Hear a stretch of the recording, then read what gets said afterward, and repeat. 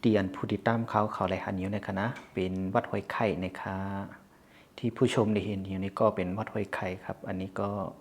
จะเหมือนจะเป็นเจดีย์ที่เป็นพระอินทร์แขวนเนาะเป็นเมืองแต้วค่ะก็ได้ห้องกันว่าเจดีย์โยในคะเนาะวัดห้วยไข่ในมีตีในอำเภอเวียงแหงในค่ะเพราะเป็นความได้ก็ได้ห้องว่าสีเวียงแหงสีตอนเกียงใหม่ในค่ะวัดห้วยไข่ในเป็นวัดยองเดียนเขายามมาเลยเฮ็ดสร้างมาขำสร้างตีในในค่ะวัดห้วยไข่ก็เป็นวัดที่ผมเคยมาปวดเป็นพระที่นี่ครับวิดีโอในกอเขาเลยปอดถ่ายไว้มือพ้องเขามากันต่อชาสมาเขาในค่ะวิดีโอนี้ก็ผมได้ถ่ายไว้ตอนผมมากับครูบาอาจารย์ผมครับวันไหนกับวันใดเมื่อนั้นเลยท่านได้ดูผู้เจ้าวันมาปนามาผู้เจ้ากันรอ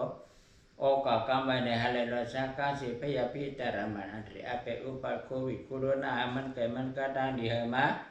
หาหอที่ป้าคือได้จีนหนึ่งเดือนหนึ่งมันเราขอนังน้องน้องอ่านนอตตะกันเนี่ยจีเดจิ้มเสียง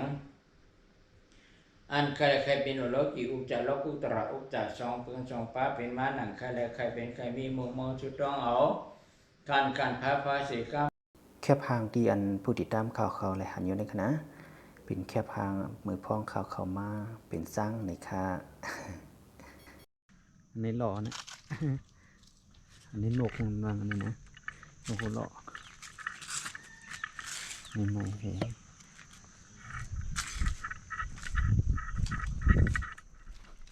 แล้วมึงเขาพยายามคิดละลายมูนะครับแน่งขัดลิ้นมันนะไม่ได้เขาว่าลองสิมันเหมือนโยมัน